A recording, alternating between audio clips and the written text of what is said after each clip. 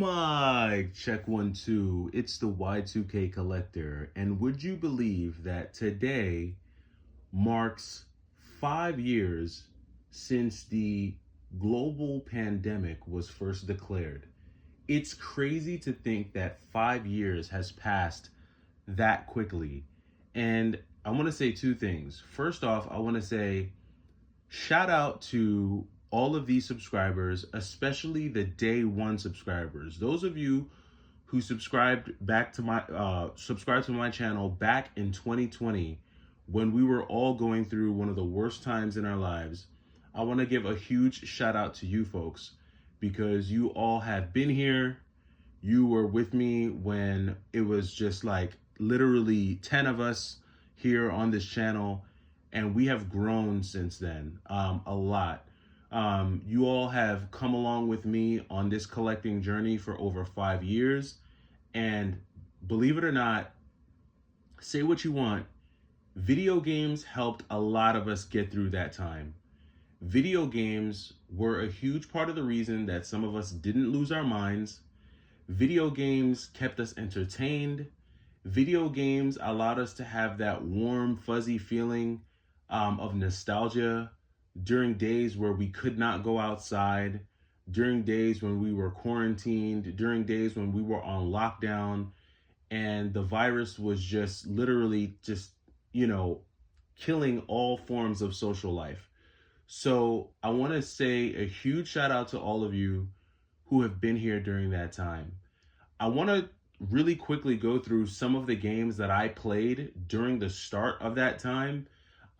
Just showcasing some of the games and some of the, just some of where my head was at. And, as you watch this video, comment down below what video games got you through the pandemic and what video games were you playing when it was first declared and we were all pretty much forced to be on lockdown. Let me know down in the comments what games saved you. But for me, I'm going to go ahead and start it off with one of my favorite shoot 'em ups, and that is RayStorm on the PlayStation 1.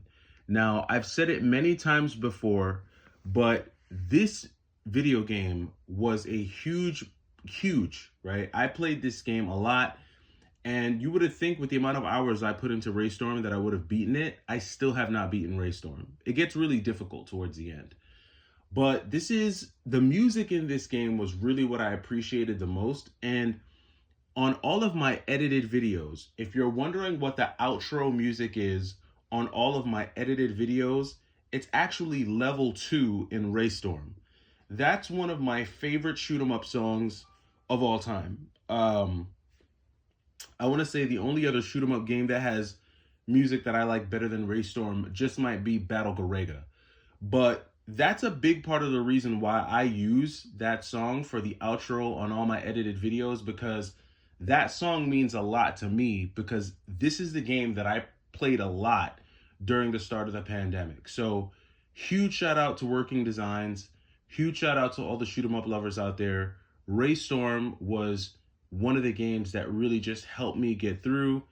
And I mean, just if you sit down and think about everything you were going through at that time, it was huge. It was really big. I can't say enough how crazy 2020 was. And honestly, what made it worse was that during 2020, we actually went through a blackout because that summer was blazing. For those of you who remember, summer of 2020 was really hot and we had a blackout. It was just crazy.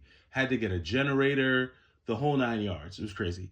But RayStorm is definitely one. So shout out to Working Designs. Another game that I played a lot of during that time, and this game I actually did beat. I beat it with 2 of the characters, because the cool thing about this game is that it does have multiple endings depending on who you use to play the game. But Guardian Heroes. Guardian Heroes was one of the best shoot 'em ups that I could have ever gotten my hands on during that time. I remember playing through Guardian Heroes. The animations, the music in this game is actually really cool. When you first discover this character right here, it's been a while since I've played it, so I forget his name, but when you discover this character, he screams with as he's charging up his energy. It's a really fun game. I like the fact that you can do air combos in this game. I like the fact that as you play through each level and you gain new skills, you can actually add to different attributes.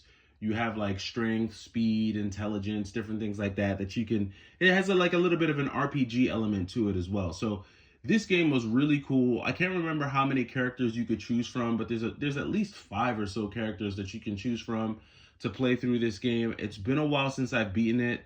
I beat this game probably back in like 2020, and then I beat it again maybe in 2021, and then I kind of just kept it to the side. Every once in a while, I'll pop it in, but Guardian Heroes is definitely a game that I played during that time. It got me through many nights. At that time, that was when my first child was born, so that added another layer of stress and complexity during the pandemic. And some of these games were just great. So really good stuff. Was glad to have Guardian Heroes in the rotation during that time.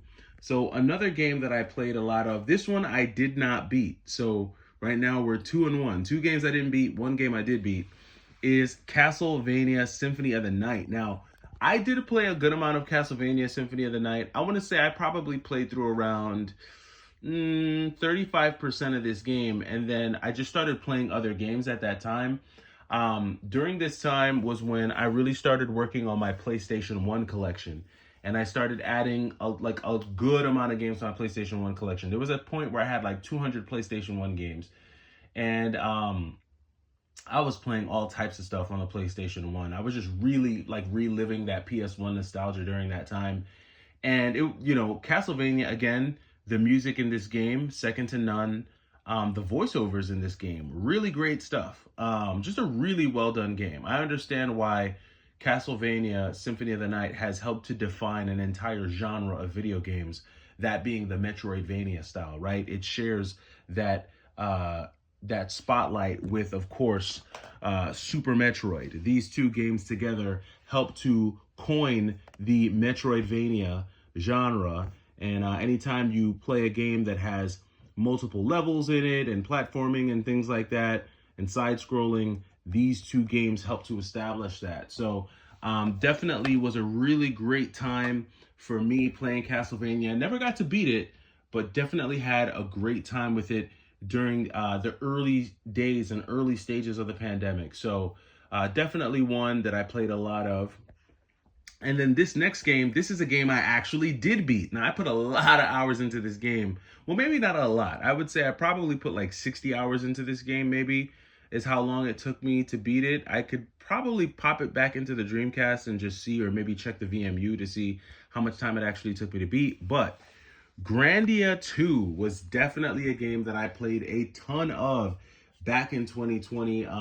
Played this game all the way through the end. A very interesting story. A lot of biblical references in this one. Like I said, it's been 4 years now. I can't believe how long it's been since I've played this game. So I forgot a lot of the plot for this game, to be honest with you. I'm getting older, right? I'm no longer in my 20s. So I'm getting up there. Usually once I've beaten these games and I've moved on, not a lot of it sticks. But Grandia was just a really cool RPG. I think the reason why I stuck to it is because it felt a lot like playing Evolution, and Evolution was an RPG that I played on the Dreamcast way back in the day. So once I got going with Grandia 2, it was cool. It was definitely a cool one. And honestly, like I said, I played a lot of this game back during that time. So really good stuff. Glad that I got through that one, and glad I was able to beat that one as well. And then the one thing that I will say about Grandia is there was a lot of grinding in that game. I did a ton of grinding, because with these RPGs, you kind of have to grind to make sure that you're at the appropriate power level so that when you get to these bosses, you're not just like destroyed. So ton of grinding in that game. And the last game that I'm going to show, I beat this game as well, but I did not play it on this console, and that is Valfaris. So I remember before I actually got a physical copy of Valfaris on the Switch, I had downloaded Valfaris on the Switch, and this was back when I remember Metal Jesus actually was a big part of the reason why I discovered this game. And Valfaris was one that I downloaded, and I really couldn't put this game down. This is basically a side-scrolling run-and-gun shooter. Think like Contra, but if you were like on a like a planet that's themed in like death metal music and like aliens and just it's very cool. The one thing that I remember, I don't remember a lot about this game, but the one thing that I remember about this game is that because you get a ton of weapons, right? It's one of those games where you get a ton of different weapons. And you have like melee weapons, you have like hack and slash weapons, like you get like a sword, and then you also get a variety of different guns. But the thing is that the more you use that specific weapon, the stronger it gets. My favorite weapon in this game, if I'm not mistaken, is like this gun that shoots out like tentacles. It shoots out basically like these alien tentacles that just kind of like decimate everything. So maybe I'm off. You guys who've played Valfaris, if you've beaten it, let me know down in the comments. Am I right about this, or am I thinking of another game? But Valfaris was definitely another one of those games that I played a ton of during the pandemic, and it definitely got me through.